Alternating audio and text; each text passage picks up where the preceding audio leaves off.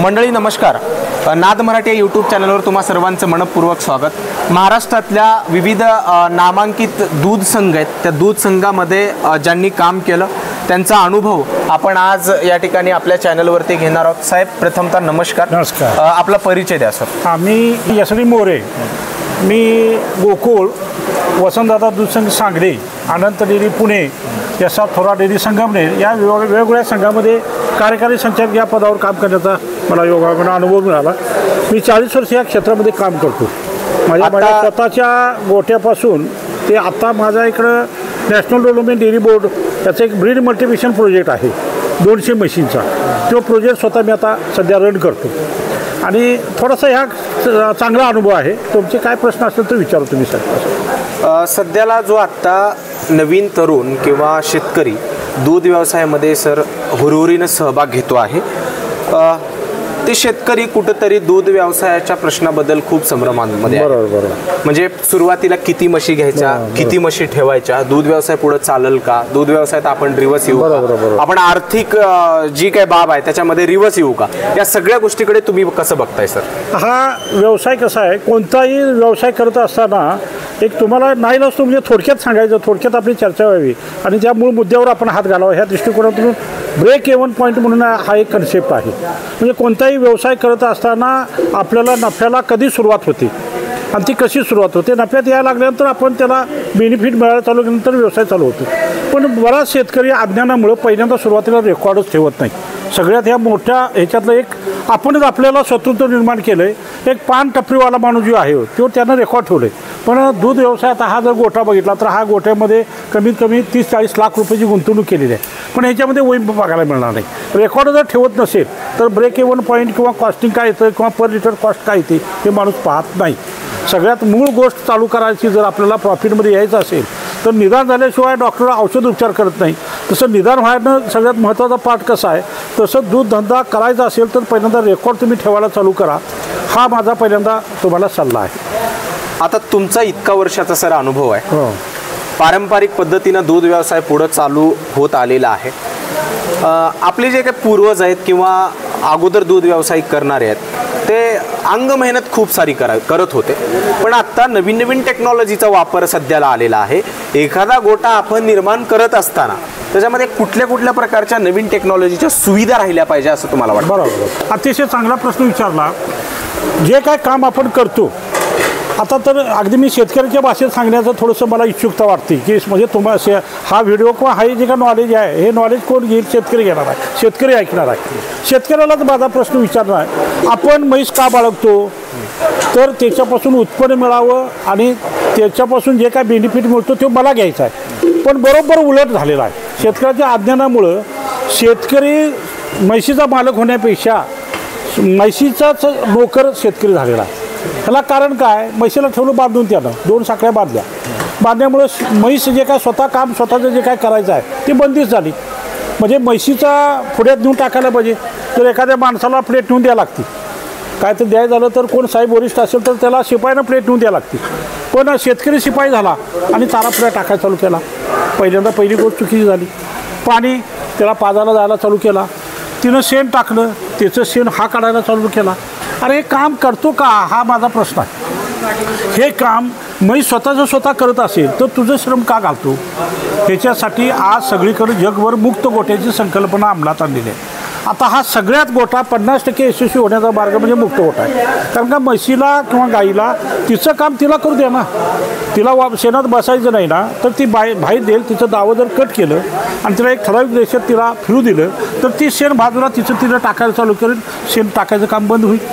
म्हशीला पाणी 5-6 वेळा प्यायला पाहिजे, पण 5-6 वेळाला ह्याला आळस येतो म्हणून तो पाजत नाही. त्याच्यामुळे दूध उत्पादन कमी होतं. तिला मुक्त जर सोडलं तर ती म्हैस स्वतः जाऊन पाणी पिईल, 5 ते 6 वेळा पाणी पिईल, स्वतः जाऊन पाणी पिईल. ह्याचा खर्च वाचेल. शेण तिचं तिनं टाकलं, तिनं पाणी प्यालं, चारा टाकला, ती गुरणी टाकला, तिला ज्यावेळेला इच्छा असेल तिनं चारा खाल्ला, ती रवंत करत बसली, तिला म्हैशीला डिस्टर्ब झाला नाही. ह्याचा वेळ जो आहे, ह्याचा जो काय खरा कामाचा वेळ आहे हा काम त्याचं वाचल्यामुळं ते इतर कामामध्ये लक्ष घालेल. ॲक्च्युली जे गोठ्यामध्ये मी दत्तक योजना घेतलेली आहे किंवा जे गोठे आमच्याकडे कन्सल्ट म्हणून आम्ही काम करतो त्या गोठ्यावरती आम्ही त्यांना सांगितलं सकाळी 4 तास संध्याकाळी 4 तासाच्या वरती म्हणजे दिवस 24 तासाचा, त्याच्यातले 8 तास सोडले तर 16 तासात तू गोठ्यात जायचं नाही, हे जर प्रॉमिस घेणार असला तर गोठा घाला. म्हणजे गोठ्यामध्ये पहिली संकल्पना ज्या काही प्रिन्सिपल्स आहेत ते प्रिन्सिपल्स आपण बाळगायला पाहिजे. दुसरी गोष्ट, आज एखादा विद्यार्थी आहे, त्याला 7 विषय असतात, 7च्या 7 विषयामध्ये पास झाला तर ती मुलगा पुढच्या वर्गात घालतो. म्हशीचं पण तसंच आहे. काही गोष्टी तुम्ही जो काय प्रश्न विचारला, गोठे सगळे गोठे तोट्यात असण्याची कारणं किंवा चांगला ब्रेक इव्हन पॉईंट म्हणजे काय, हा जर प्रकार बघत असताना दरवर्षी म्हशीचं वेध व्हायला पाहिजे. आता म्हैस मुक्त असेल, जर सोय जर असेल, त्याला मिलन करण्याची सोय असेल, तिची इच्छाशक्ती झाली, त्यावेळेला तिला संभोग करण्याची जर सुविधा असेल तर जनावर काम राहणार आहे. आपण तिला 2 दावं लावून ठेवलेली, हा माझं बघत नाही, हा जे काय काम करायला म्हणजे तो काम करत नाही, दरवर्षी वेध होत नाही, म्हणजे ह्याचं नुकसान हा स्वतः करून घेतो. एक पहिलं काम जे करायचं नाही ते काम करतो. त्यांना जनावरला काय खाऊ घालायला पाहिजे पोटभर, त्याला ते रवंत करणारा प्राणी आहे जनावरला रवंत करायला 8 तास 9 तास रवंत जेवढी जास्त होईल तेवढं तिचं दूध उत्पादन होतं. हा तिचं जनावरचं टायमिंग बदलतो, रवंत होत नाही, दूध कमी येतं. म्हणजे अशा ज्या काय अज्ञानाच्या ज्या काय गोष्टी आहेत त्या बऱ्याच गोष्टी आहेत की जेणेकरून गोठे जे काय प्रॉफिटमध्ये यायला पाहिजेत त्या येण्यासाठी जे काय संकल्पना आहेत. म्हणजे आज शेतीसुद्धा कमीत कमी खर्चामध्ये करा म्हणून ज्या पद्धतीनं सांगितलं जातं तसं नैसर्गिक पद्धतीनं जनावरं बाळगण्याचा प्रयत्न जर पहिल्यांदा जर तुम्ही केला, म्हणजे लहान व्यवसाय करणार जरी असाल तुम्ही, तर ते कमी करण्याचा प्रयत्न केला तर अतिशय फायद्याचं आहे. सगळ्यात महत्त्वाची गोष्ट म्हणजे काय, काही भांडवलदार माणसं असतात किंवा ठराविक गोष्टीला आपण जरा टच करू की आज आधुनिक तंत्रज्ञान चालू झालेलं आहे. लोक काय करायला तंत्रज्ञानाचा वापर करून उत्पादन कुठली गोष्ट वाढवायला.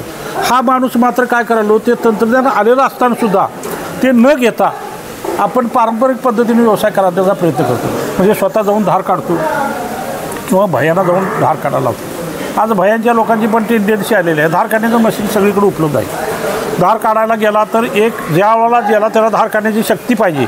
सर्वसाधारण 7 मिनिटाच्या आत त्या म्हशीची धार निघायला पाहिजे. पण ते निघायच्या वेळेला बरोबर हा जाताना पहिल्या जनावरची धार तो व्यवस्थित काढू शकतो, परंतु 10व्या जनावरची धार काढत असताना मध्ये तिची शक्ती संपते, तिचं दूध उत्पादन कमी होतं.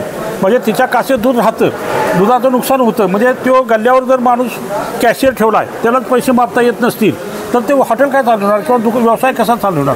त्याच्याऐवजी ह्याला कॅशियर म्हणून नेमला आहे, म्हणजे दूध काढायला नेमला आहे, परंतु हा दूध व्यवस्थित काढू शकत नाही, त्याच्यामुळं बरंच नुकसान होतं.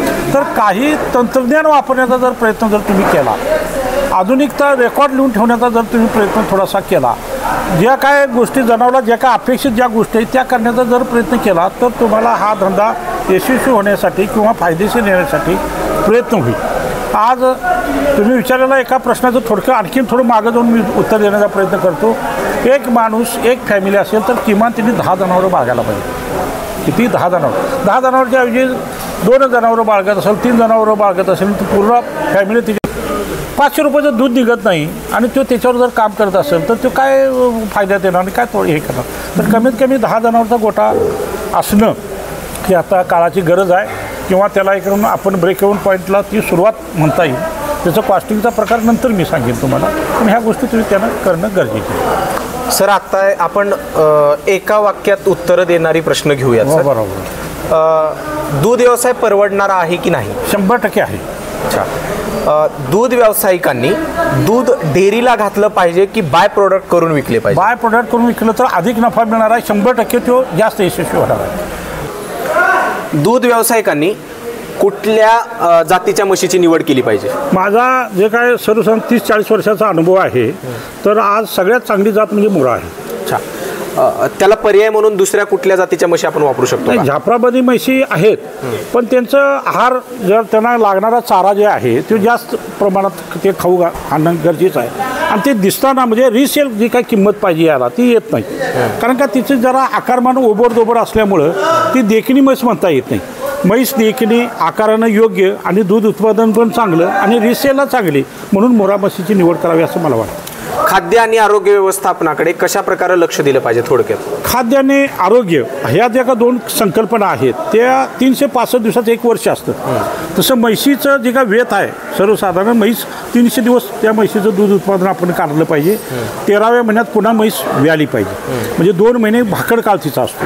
या कालावधीत काय की त्याचे जे काही स्टेजेस आहेत आहाराच्या त्याच्यासाठी एक तक्ता आहे आपल्याकडे. तो तक्ता तुम्हाला मी थोडं विश्लेषण करेन, कारण मोठा प्रश्न होईल आरोग्याने मोठा प्रश्न होईल. तो तक्ता मी देईन एखाद्या वेळेला, ज्यावेळेला पुढची मुलाखत असेल तेव्हा तक्ता देईन. त्या तक्त्याप्रमाणे जर जायला लागला तर प्रोडक्शन कॉस्ट किती येते आणि आपण कुठं कुठं पैसे वाचू शकतो हे समजतो. दूध व्यावसायिकांनी सुरुवातीला किती म्हशी घेतल्या पाहिजे? 10 कमीत कमी म्हशी घेणं गरजेचं, म्हणजे 10 जनावरं, 10 गायी अथवा 10 म्हशीनं सुरुवात करावी. जवळपास तुमच्या इतक्या वर्षाच्या अनुभवामध्ये सगळ्यात जास्त दूध देणारी म्हैस किती लिटर पर्यंत बघितली आहे तुम्ही? आतापर्यंत मी 11,000 लिटर दूध देणारी गाय आणि सर्वसाधारण 4,500 लिटर दूध देणारी म्हैस बघितलेली. किती वर्षामध्ये? म्हणजे 300 दिवसामध्ये. आणि एका दिवसाला सकाळी 11:30-12 लिटर पर्यंत, संध्याकाळी 11:30-12 लिटर पर्यंत दूध देणारी म्हैस बघितलेली आहे. अच्छा. आणि 35 लिटर ते 36 लिटर दूध देणारी, एका दिवसाला 36 लिटर दूध देणारी गाय बघितली. कुठल्या जातीची? साधारण ती HF जातीची गाय पाहिलेली आहे आणि मुरा जातीच्या म्हशी पाहिलेली आहे. सामान्य जो आत्ता बेकार असलेला जो तरुण आहे, तरुणांनी दूध व्यवसायामध्ये उतरलं पाहिजे का आणि त्याचा किती फायदा त्या तरुणाला होतो? 100% त्यानं दूध ह्या व्यवसायात उतरलं पाहिजे. याचं तर एका वाक्यात थोडंसं उत्तर द्यायचं झालं तर माझा मुलगा BSc ॲग्री आहे. तो नेदरलँडला गेला असता, त्यानं चांगली नोकरी केली असती. मी माझ्या स्वतःच्या मुलग्याला ह्या व्यवसायामध्ये आणलेला आहे. माझा स्वतःच्या मुलग्याचा 200 म्हशीचा गोठा मी NDDB ब्रीड मल्टिप्लिकेशन प्रोजेक्टमध्ये घालून त्याला करायला लावलो. त्यामुळे माझं उत्तर काय आहे ते मी माझ्या मुलग्याकडनं म्हणजे माझ्या स्वतःच्या कर्तृत्वानंच मी देऊ शकते. मी 200 म्हशीचा गोठा माझा सेनापती कापशी बाळेगोलमध्ये इथं घातलेला आहे. आणि त्याच्यानंतर ज्याला ब्रीडिंग पॉलिसी करून म्हणजे जातीवंत म्हशी तयार करून विक्री करण्याचा हा माझा संकल्प आहे. आता जवळपास ग्रामीण भागामध्ये 1 लाखाच्या पुढच्या म्हशी घेणं म्हणजे त्यांना खूप अवघड वाटते किंवा कॉस्टली वाटते. ब्रीड लाईनच्या म्हशींना तितकी किंमत दिली पाहिजे का? 100% दिली पाहिजे. त्याच्यापेक्षाही माझं म्हणणं 2 लाख रुपये, 2.25 लाख रुपयाची म्हशीसुद्धा घ्यायला काही अडचण नाही. जर जातीवंत म्हशी जर असतील म्हणजे वंशावळ म्हणतो आपण प्रगत करणे, म्हणजे जर तुम्हाला पुढची प्रगती जर तुम्हाला खरोखर करायची असेल तर तुमच्या घरातलं पहिलं फाउंडेशन चांगलं पाहिजे. फाउंडेशन जर खराब असेल तर पुढची इमारत राहणार नाही. त्यामुळे मदर जे आहे त्या मदरपासून पुढचा 50% वाटा होणार आहे. आणि आता शॉर्टेड सिमेंट निर्माण झालेला आहे, त्याला सेक्स सिमेंट्स म्हणतो. हे शॉर्टेड सिमेंट जर तुम्ही वापरला तर आपल्या गोट्यामध्ये सकाळी 15 लिटर, संध्याकाळी 15 लिटर, 30 लिटर दूध देणारी म्हशी तयार होते. तर मित्रांनो, हे होते सन्माननीय मोरे साहेब. त्यांनी आपला वेळातला वेळ काढून अत्यंत महत्त्वपूर्ण अशी माहिती आपल्या चॅनलवरती दिली. भविष्यात डिटेल्स अशी मुलाखत आपण त्यांची घेणारच आहोत. हा शेवटपर्यंत तुम्ही व्हिडिओ पाहिला आणि मोरे साहेबांनी आपल्याला वेळ दिला म्हणून मोरे साहेबांचे तुमचे मी मनपूर्वक आभार मानतो. भेटूया अशाच एका नवीन व्हिडिओमध्ये. तोपर्यंत धन्यवाद मित्रांनो. धन्यवाद.